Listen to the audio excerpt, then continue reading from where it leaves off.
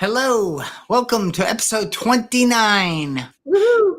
to the Blind Sighted Podcast. In this episode today, we're going to be talking about being curious, asking questions, moving to the pursuit of the truth for you.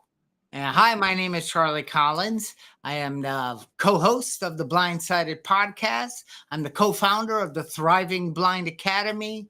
I'm an author, a speaker, and a coach, and a grateful guy. Hi, Charlie. Hi, Hello. everybody. Thanks for coming to our podcast. My name is Brenda Hayden, and I'm the founder of Time for a 10. We're an emotional intelligence, emotional awareness coaching service, and we teach people how to challenge their conditioned thinking by inventorying disturbances and getting to the root cause, which is the truth of what's really going on inside of them. Happy to be here today. Happy to be here every Saturday. Yes, that was a good one. All right, so let me open us up a bit, and I have a question because I'm curious, and I took some notes. So, all right. So, are you willing to notice the obvious? Am I willing throughout my day to notice the obvious? Where am I putting my head in the sand and pretending not to know? How am I feeling in this moment? Do I notice that I'm starting to project outside of me? Is judgment coming? Is blaming coming? These are all nice. Well, I don't know if they're nice, but great. I'm curious throughout the day. I'm curious to know where I can find more peace of mind, more joy, more connection with people. Because I have, by questioning and being curious, learned over the years that I'm the one who severs that, not them. They never do. They're just being them, or that person is being who they are. And when I allow that, which it's not my job to not allow it or to allow it, but in me, when I realize that, I realize I get deeper connection or deeper peace of mind or patience, tolerance, all the things that I just, without a curious mind and questioning, I was programmed to default one way, and that was a victim, feeling sorry for myself. Those waves of self-pity and depression would come in. And I believe by having this mind of how can this work better? What can I do better? What should I have said in that situation? Oh, this could go on all day, so I better shut up right now. No, you're doing great, Charlie. And you talked about having a reaction is what you talked about. So a stimulus comes in, whether it's a circumstance, people, the line at the grocery store, which we love to talk about. The circumstance comes in, and we kind of have this program running, and we react to the circumstance, and we react to the circumstance based on our conditioned thinking, which has to do with our 0 to 7 years of programming as a child. And then you pile on all of our victim circumstances that have occurred throughout our life. And we bring all of that into the present moment. Sometimes, not all the time, but sometimes. In those days when I'm not spiritually fit, that's what I do. And then I have an experience in that present moment that's based on my past. It's not really based on the present moment when I'm reacting. Does that sound about right? Very. And that's stimulus and response. And in between that stimulus and response, there lie nature, universe, higher power, calmness, peace. In that space is really where this curiosity, these questions help me get back to. Because it would be stimulus, react. Stimulus, think about reacting differently, responding, but not doing so well at it. And over time, I got that space to grow. Yes. By pausing and doing what? Asking the question, being curious. Curiosity does not kill the cat. Curiosity saved my life. It's the whole metacognition thing. It's the thinking about your thinking. And I'm a big like, ooh, metacognition. Yeah. Thinking about your thinking. Is it real? Is it real? Is it true? Is it Mm. is it happening? Is it happening to me? Is it happening to me right now? How old do I feel in this moment? These are all Yeah. questions you can ask yourself that the answers to might give you an idea of where you really are in that reaction. I love asking people when they're activated, when they're reacting, they're activated. How old do you feel in this moment?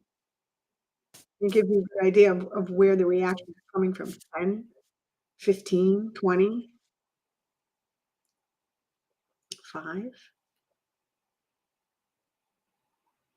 And that's disarming in a way. Once you So am I willing to notice the obvious, So it's obvious I'm not able to handle things. And this was back years ago, but like anxiety would come in and stress and all these ill feelings, really, resentment, anger, frustration, poor me. And I'm like, and then I would bury my head in the sand. I would, not I wasn't curious about why am I feeling this way. I just said this is just as good as it gets and life is so difficult. And then it went to this sucks. Life sucks. And and then when I go there, I need a little ease and comfort. And that ease and comfort for me did not come through questioning. It came through blaming, complaining, addiction, alcohol. It came through spending, trying to find that what is going on. And by writing, by looking, by starting to see the crux of the problem was centering in my mind. And it opened the door. It really took the weight off, Brenda. It's like, I'm not a dummy or a jerk or a loser. I'm a guy that wasn't curious. He didn't know there was a world outside of the paradigm, the lenses, the small prison he had formed for himself. Yeah, yeah. I remember for one of my classes, I was taking a positive psychology class, and it was a final paper I was writing, and I decided to do an experiment for a week. And you've probably heard me talk about this before. For a week, and this is how you become aware of some of your conditioned thinking so that you can take that pause and moment. You first have to become aware. Well, how do we become aware? How do we start becoming aware of our thinking? So back to the paper. So I was writing a paper, and I decided to do a spontaneous thought journal for 1 week. So I carried around a little pad, and just randomly throughout the day, if I even had the slightest bit of angst, I took it out and I wrote down my thoughts. Right? I did that for a whole week. And at the end of the week, when I went through the journal to write my paper, and I was flipping through the thoughts, it was like victim, victim, victim, victim, victim, victim. I mean, I could not believe, and this was only like a year ago, with all the work that I've done and all the tools that I have and all the, inventorying my disturbances that I've done, that my default mode when I am not paying attention was still victim mentality. Hmm. So, doing something like a spontaneous thought journal, writing it down, moving that energy out onto the paper, and then reading it, I guarantee you'll be shocked at what you read. We're just not aware of everything that's going on when we're not paying attention and we're not being curious. And so that exercise, I was so surprised by the results that I started really paying attention to the things my brain was telling me. And you know what the first thing was I noticed, Charlie? If I made a mistake, I'll give you a simple example, like an Excel spreadsheet, right? I'm working on an Excel spreadsheet. I make a mistake. You know what I would do? Like it was a big deal. Like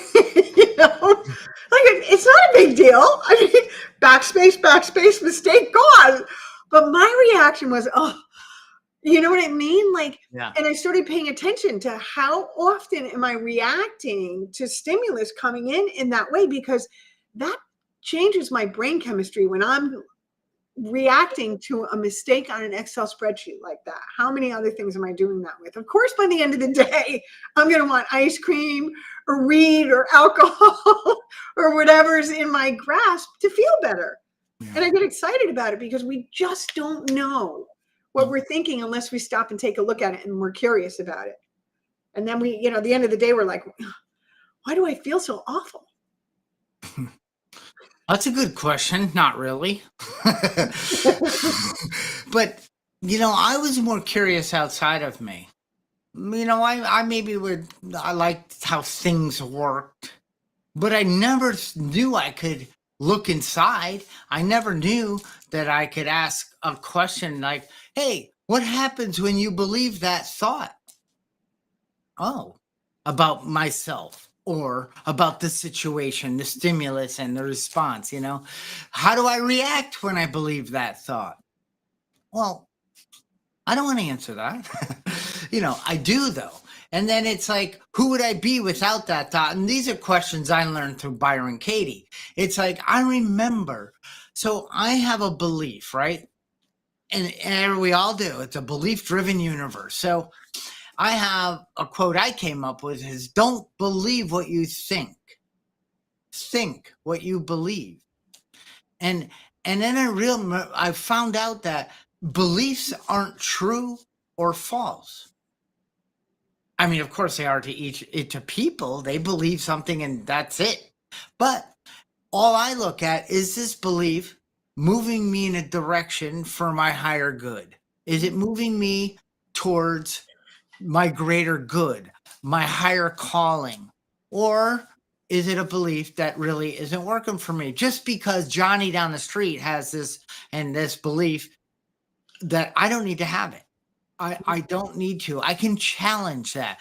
Is this true? Is this moving me in a direction? Do I really need to go to this place every week at this certain time? What and I started looking at, don't believe what I think, because it's coming from usually those things that just pop in my head. Those aren't me thinking. Those are thoughts that just present because of old young me programmed me, and they're coming in saying, let me run the show. And then I got to question that and stop and ask and be curious and take charge again. Yeah. I agree 100%. I came to learn as a result of doing this work that my first roughly nine thoughts, my immediate thoughts on any given circumstance, when I'm not paying attention, by the way, I want to clarify that, when I'm running on, in the box, when I'm in the box, are wrong. They're wrong. I swipe past them now because I just know that about my first nine thoughts are based in my conditioned thinking, or based in fear, or based in whatever stimulus is coming in that I don't like, or I don't, right? So I just kind of swipe by it, which gives me a chance to do, Charlie, when I just dismiss it. And I've gotten the habit of doing that from being wrong so often, is it gives me a chance to get out of my head and into my heart where the truth is.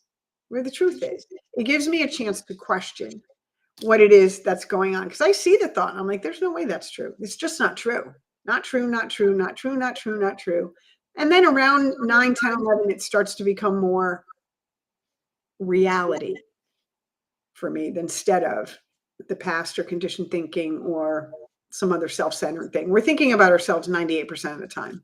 So is everybody else. It's true. Is that true? It is. Who'd you be without thinking about yourself, of higher service and better peace of mind? Because it ain't about you.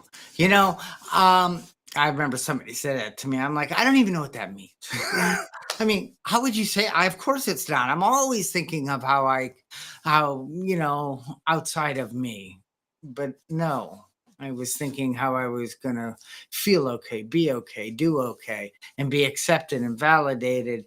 And so that was a self-seeking mode that I was unaware of. But through a questioning process, in the beginning, I needed somebody, like as coaches, you and I, We're good question askers. When I'm working with somebody and they're stuck inside their the cover of my book are prison doors, the cell, how click click click, and they're opening up, and it's like the light is coming through, tripping into the light. The prison of my mind. It Mm. wasn't Life didn't do that to me. I did it to me Yep. and blamed it outside of me. True, And true, true. and I needed guidance. I needed to really get to the crux of the problem, get to the core of this in order to be able to now sit. I have if it isn't broken, don't fix it. I don't like that. If it isn't broken, improve it. you know, I like to improve and do things in better systematic process ways. I can say, how can I do this better? What other ways could I have looked at this? Who could I have called for help? Does this seem to work for me? Will I do this again? So I can kind of jump into my own, and it's not one question. Sometimes it's 15 to get to the truth.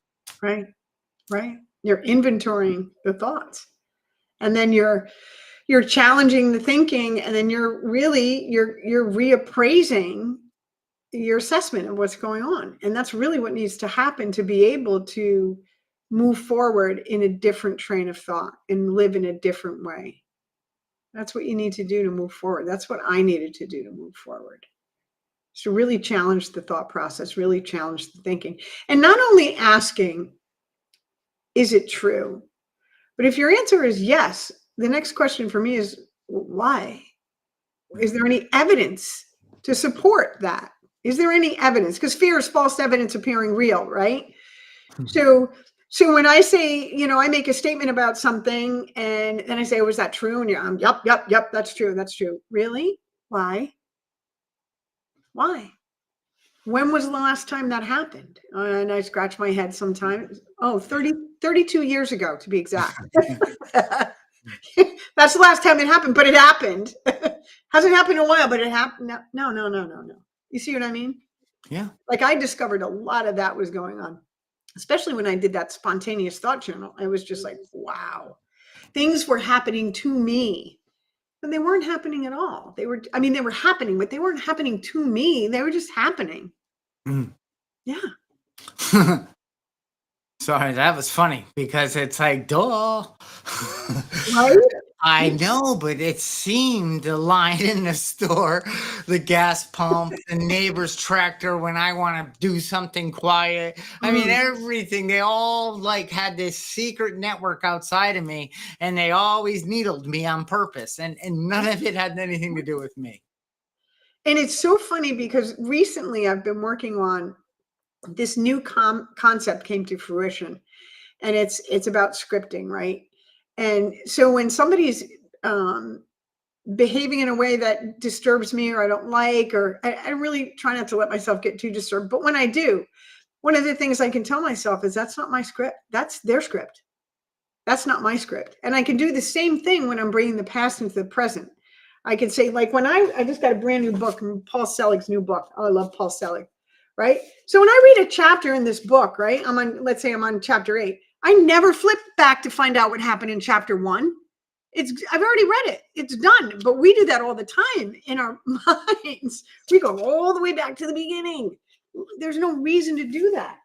So I also remind myself, yeah, that was like 5 chapters ago. That's already gone. It's gone. And it doesn't come into the present unless I bring it. Unless I bring it. That's me. So when I start, letting something from the past dictate my behavior today, I can say, hey, that was a few chapters ago. That book is closed. You actually finished that book. There's no need to open it again. You've already read it. Not your script anymore. It's just very impersonal and it makes sense, and it's been working for me. So I was noticing in my Audible account that I've read 386 books. And I'm like, and then I'm scanning back looking. I don't remember, but I do, but I don't. You know what I mean? Like, it could be this prompting or a conversation where a principle or an aha moment will bubble up because of putting that information or reading, and it all, it all seemed to help me get to a better version of question asking and movement of my mind, and taking responsibility, and I mean really having the ability to respond to thoughts, to how I feel, like how am I feeling right now? Oh, why am I feeling this way? Do I have an expectation of someone else, which are just resentments on layaway? But am I expecting it to be different? What would that look like, the different? How can I add to this occasion to make it a better occasion? I start asking those types of questions. I'm on a much better path. Me too. When I ask those questions, then when I'm asking those questions, I'm really giving myself an opportunity to what? What's the big thing we get to choose? There it is. I just gave it away. I get the power to choose. I get to choose what I'm going to give my power to and what I'm not going to give my power to. Right. I had a circumstance this morning where I was cool as a cucumber. And it was really nice to be in that position. No butterflies in my stomach through a difficult conversation, no triggering in any way. It was cool as a cucumber because I did not give power to the circumstance that was going on. It was just a circumstance. Mm. It felt so good. Oh my gosh. It felt so good to have that experience. So one of my beliefs is I like healthy eating. I like organic. I like to educate myself on that. I don't want to be down to ultra processed food. I want to take care of the temple. I want to because there was a time I didn't, and I want to now, and that's okay. And that's my belief. If you don't believe what I believe, it used to irritate me, but it doesn't. It's okay. It's your script, your journey. You go ahead and live it. But are you willing to notice the obvious? And anyway, and I was over at a little new diner in town with my wife and children, and I said, okay, I want 2 eggs. Well, are your eggs pasture organic? Oh, she's like, oh, I don't know. Oh, and then I just stopped talking. Would you like me to find out? Yes. She's like, Nick came back. Now, I said, how are they cooked? And my kids and wife are like, oh, God. And she's like, well, however you like. I said, no, what's on the thing? the cooking thing. Oh, we use canola oil. I said, what? I said, oh, no. And then I said, and so if I wanted sauteed vegetables, he cooks it in the same stuff. So there's bacon fat, there's canola oil. And I'm going, oh, I'll have poached eggs. And and then I asked, is the butter, what kind of butter do you use? Is it more margarine based? Is it and my kids are like, we're never going out to eat with you again. And I am allowed to ask questions. I didn't say you're a bad person. I have never been back to the place, and nor will I give them my money, because I believe in eating healthier, and I choose not to do that. And that's okay. Instead of getting angry, like, oh God, that's how I used to get. How stupid are these people? They're doing what they believe is right. And that's their choice. Yeah, absolutely their choice. And it's funny because, I was working with a client the other day, and what she said to me was, because a family member made a comment about her, and she was very nervous about whether I was going to believe the comment or not.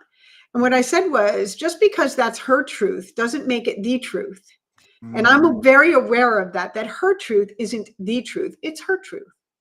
And the client was relieved to hear that. But I think that's really true for all of us, that somebody else's truth is their truth. It doesn't necessarily make it the truth. And that's giving people permission to be themselves, which That's what they get to do. They get permission to be themselves. They get, they get to eat terrible until they don't want to eat terrible anymore. I mean, you're right. Everyone has their own journey. I mean, when I was training for marathons, I was having 2 Big Macs with extra sauce and no pickles for lunch. And I thought that was okay. It's terrible for you. And I did that until I, learned that, I was going to kill myself through sodium poisoning if I didn't stop doing that. So, but you know what I'm saying? I do. People I need do. the bandwidth to grow and make their own decisions. And you were willing to start noticing the obvious. Yeah. This isn't working for me anymore. Something, we have senses for a reason. And thank God, I mean, we can feel, sense, we can hear, we can smell certain things. But I think the best one is intuition. It's, something doesn't feel right. Or, you can hold like soup. I don't know the names of bad sugars in little packets, but sucrose or something. But you can like bring it up to your solar plex, and you can find how your body is already starting to reject it before it goes in. I mean, people are tapped in, and I was so curious about that. Like first, that's like whoa. Get out of here, you California weirdos. But then I said, but how will it hurt me to be curious and to learn about this stuff? And I started to, and I'm like, and I tested it, and my body moved a little. I'm like, who's pulling on me?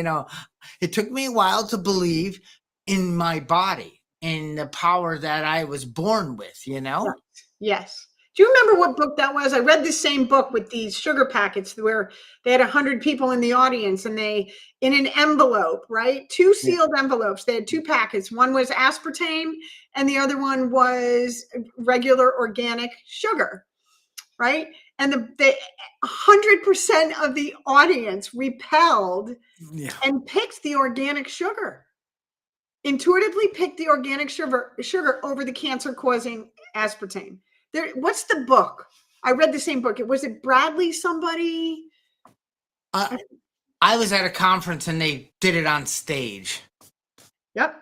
They brought us up to keep trying, and I was too afraid to go up. But over time, my little belief system, I challenged it, and I kept questioning and saying, well, what would it hurt you to at least, read a book, like ask some questions about this? Well, I don't want anyone to know I don't get it, or I'm stupid. Well, 90% of the people in there didn't get it, but anyway, why do you got to bring this topic up? I don't know anything about it. Wasn't that why you're here? Charlie, didn't you come to this to learn? Yes.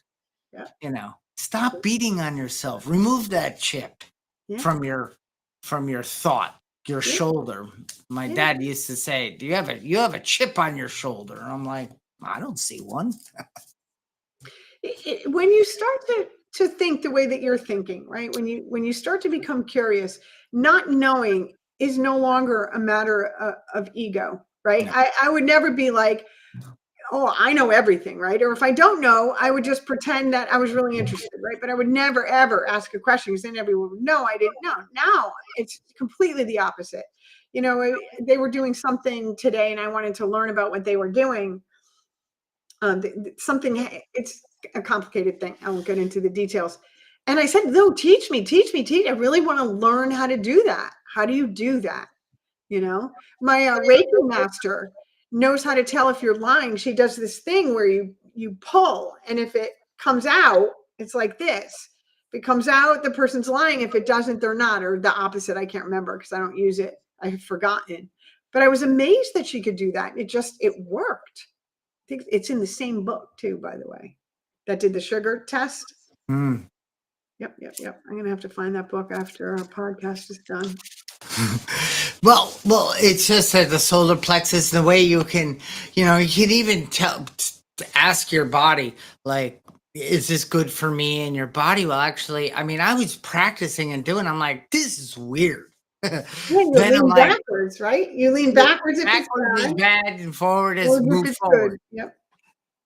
It was a wild, how many different times, and they kept doing it, and I'm like, and then I was embarrassed because the not knowing mind I wasn't comfortable with, because that was looking like, gosh, when we'd be in the room and they would go to do meditation, ask everyone to close their eyes. I'm like looking, are they really all closed? Isn't that embarrassing? And I can't see that well. And I'm looking out the corner of my eye. That guy, he's okay with shutting his eyes in a room full of people. And 95% of them are behind him. They don't know what he's doing. I can so see you doing that too. Like I so needed to be there. that's awesome. So That's awesome. it was uncomfortable. But if I'm going to stay comfortable, is staying comfortable healthy and good for me to move forward in life? No. Is Absolutely. uncomfortable okay? Yes. Have I ever died because of being uncomfortable? No. Where have my greatest lessons of life come from? Suffering, doing it wrong, and failing. When I'm winning and doing extremely well, I'm on the verge of getting complacent, So I wonder why my life has been up and down in the way. It's just the truth. It's the human experience. And when Yeah. those feelings come, when I had an experience the other day where I was really uncomfortable, and I asked it, so what are you here to teach me? What is this here to teach me? I sat with it and I asked it questions, just like you're talking about. I got curious about it. Yeah. I just got curious about it. I didn't attach meaning to it. It wasn't good. It wasn't bad. I was just uncomfortable. So what is that about? Isn't that interesting? I pay attention to my reactions. Oh, that's interesting. Right. And I learned how to do this, and I don't always do it. I mean, I do it not very often, as a matter of fact, but when I do it, the results are amazing. Right. Because I'm usually going Mach 5. So one of my goals is to really slow down so that I can practice these things in the moment better. When I do it, the results are amazing. I get curious about what's going on, and it's like, wow, like I really overreacted to that. Like, wow, I built a story around that. And there's no story. There is no story except the one I created. For what reason? Usually fear and wanting to be in control. Or the biggest one for me, you know what the biggest one for me is? Getting what I want. And whose job is that? It's not mine. It's the universe. It's going to lay out in front of me what's for my highest good. It's my self-will. Getting what I want is my self-will. Because I always want it now. I don't want it next week or next year. I want it right now. But you got to know what you want for the universe to align and help bring you to that. It doesn't just do it without you having an intention. Yeah, we're talking about two different things. I'm talking about not the manifestation wants. Like when I manifest, I'm usually manifesting not for a selfish want. Like I usually don't manifest for desire. It's something that I want to flow through me in service to the universe. I want to be more of a vessel. So what you were talking about, Brenda, was going in the store. I want a short line. I want to get in and out of here quick. I want my car to get filled up. I want no traffic. That was I see what you mean. Yeah. Okay. Yeah. I want Charlie to behave. I want him the way I want him to behave. I want everyone at work to be nice to each other. I want my clients to all keep their appointments. That kind of stuff. Right. I want the world to behave the way I want it to behave so that I'm comfortable. Right. You want everyone to email you and you'll send out their scripts for the day. Yes. Nailed it, Charlie. Yes. I hear you. Say your lines. Everything will be fine. Move that light a little. Yeah. So, yeah, exactly. And then Brenda, I want to, one of the things I think we got, okay. One of the things like starting a podcast, being consistent, thinking I'm 57, right? And I'm like, and I 10, 12 years ago, I wanted to be more in the creator space and getting out there. And I was speaking, I wrote a book, I've done things, but I wanted to, but I always thought, geez, anytime I looked, everybody was great. They had great content, great videos, great lighting, camera. They knew everything. Of course, I have no idea if they know everything, but in my mind, what's the sense? What's the use anyway? I had a lack sense, like a scarcity, like there's people won't like what I have to do. I don't know everything like these people, my transitions, my I don't have a good enough studio, and I'll never be able to catch up. And it's like, and I didn't question that. I believed those initial lies coming to me, but they were from my old programming, and they were keeping me stuck. It wasn't because I didn't know how to do it all. It was because I couldn't even get out of the gate. Because what's the use? I'm never going to be Tony Robbins, nor do I want to be. Right. He's like 7 foot tall. And anyway, so, and the creator economy right now in the next 3 years is going to like triple. It's one of the most growing areas because people are hungry for information. And you can find a lot of crap out there. And you can find, of course, on the Blindsided podcast, good information. But anyway, I stopped. Is it true that there isn't enough? That like there's an abundance? How many billions of people are on this planet? Almost all of them have access to a computer or to the internet. And YouTube is massive. That's only one platform we push out to, but it's like I got rid of that lie. I said, is that true? Yeah, no, it isn't true. What's the truth? What's holding? I'm afraid I might not do it good enough. I might fail. What will people think of me? Yeah. And what does it matter what people think of you? Is that where you get your value and who you're worth from? Exactly. I guess I don't anymore. Oh, so, I asked questions and it brought me back to the truth of episode 29 later. I love it. I love it. It's really, when we started doing this podcast, I can't believe it's 29 weeks.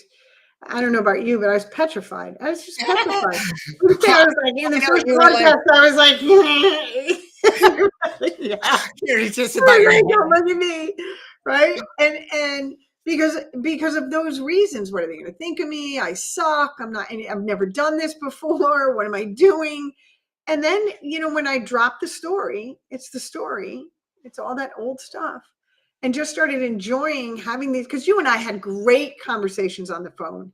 And we actually said to each other, we should just do a podcast because you and I, it was like firing on all cylinders every time we talked. And that's how the podcast came to be. Of course, you did all this, you're very creative. You gave it a great name and you do the thumbnails every week and just incredible. You're incredible at content.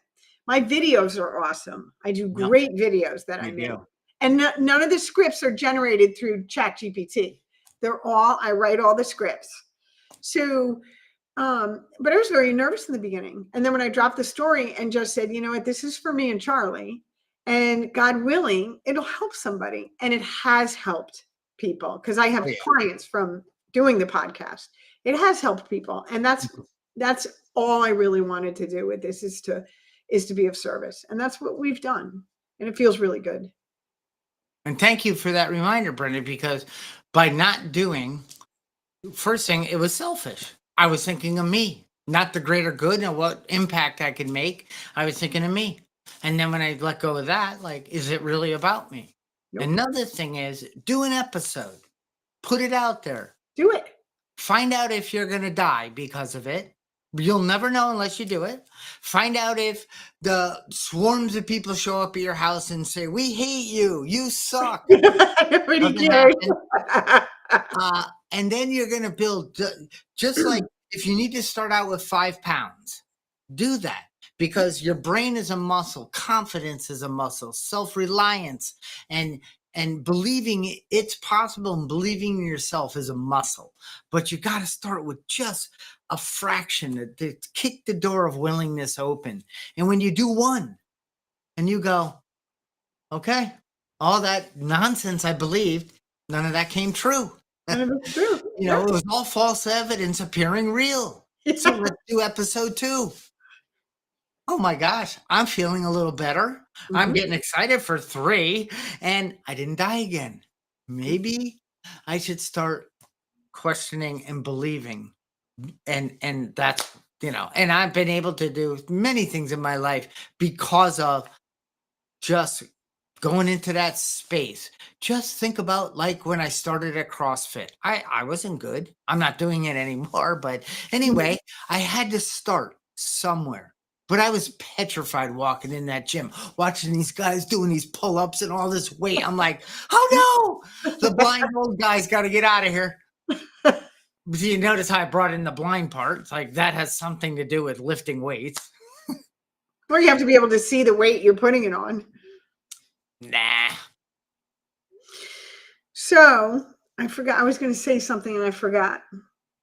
That's okay. We'll do episode 30. It'll come to me by then, I'm sure. Episode 30 will be how to remember what you forgot. And I'm in episode 29.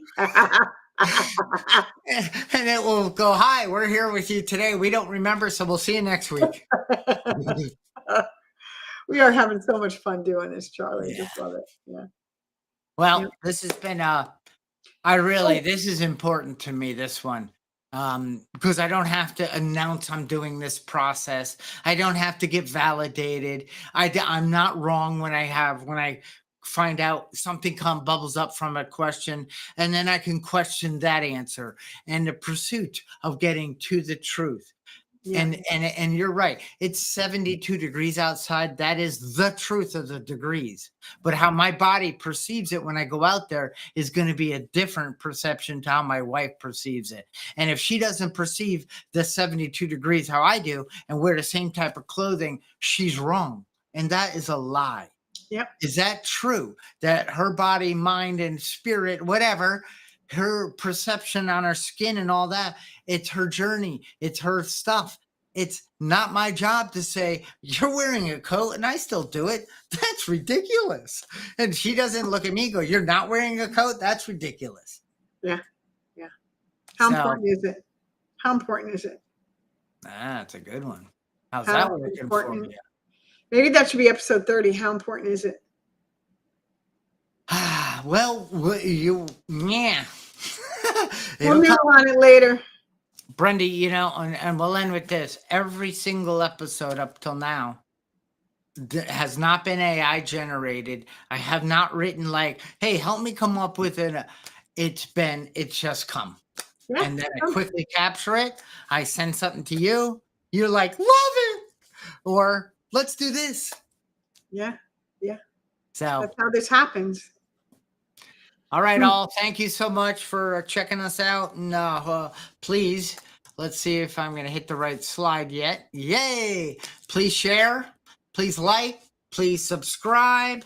And go check out timefor10.com.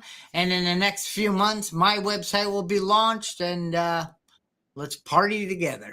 Yes, and good luck at your big event in Montana, Charlie, this weekend with Thriving Blind Academy, where you're the keynote speaker. Yes, Knock them Kristen and dead, I. Charlie. Knock them dead. Oh, yes, I will. All right. Bye-bye.